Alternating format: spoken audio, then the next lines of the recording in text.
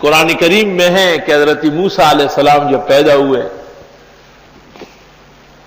یہ وہ زمانہ تھا کہ فرعون کو نجومیوں نے ایک خواب کی تعبیر دی تھی کہ اسرائیل میں ایک بچہ پیدا ہوگا اور وہ تیری حکومت مصر تس نس کر دے گا، تہو بالا کر دے گا۔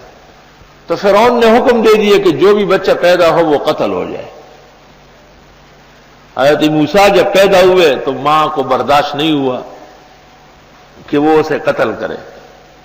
اللہ نے اس کے دل میں یہ بات ڈالی کہ اس کو کپڑے میں لپیٹو اور بکس میں رکھو اور بکس بند کر کے دریا میں چھوڑو۔ خیر لمبا قصہ ہے سورۃ طٰہٰ اور قصص میں۔ اب وہ صندوق جس میں حضرت موسیٰ ہیں وہ دریائے نیل سے اس سمت پہ چل پڑا جہاں سے نہر فرعون کے دربار میں جا رہی ہے۔ اندازہ لگاؤ، فرعون کی بیوی اوپر بیٹھی تھی، اس نے دیکھا کہ وہ ایک صندوق پانی میں جا رہا ہے، نوکروں کا پکڑو۔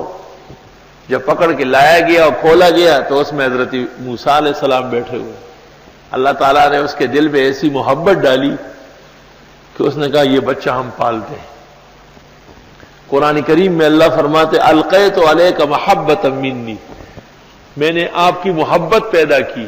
مفسرین لکھتے ہیں کہ حضرت موسیٰ کو ماں نے دیکھا تو قتل سے باز آئی، فرعون کی بیوی نے دیکھا تو بیٹا بنانے لگی، فرعون نے دیکھا تو فرعونیت بھول گیا، ورنہ یہی تو انتظام ہوا ہے۔ اتنی عقل اس کی نہیں تھی کہ یہ انہی بچوں میں سے کوئی ہوگا جو میری سلطنت کو تس نس کر دے گا۔ وہ بھی رضامند ہو گیا کہ چلو اس کو پال لیتے ہیں۔ وَأَلْقَيْتُ عَلَيْكَ مَحَبَّةً مِّنِّي، یہ آیت اگر کاغذ پر لکھ کر کے مغرب و عشاء کے درمیان بغیر لکیروں والے کے اور پاس رکھیں، جو ناحق تنگ اور پریشان کرتا ہے وہ محبت و دوستی شروع کر دے گا، لیکن ایسا نہ ہو کہ معاشقوں کے لیے استعمال کریں۔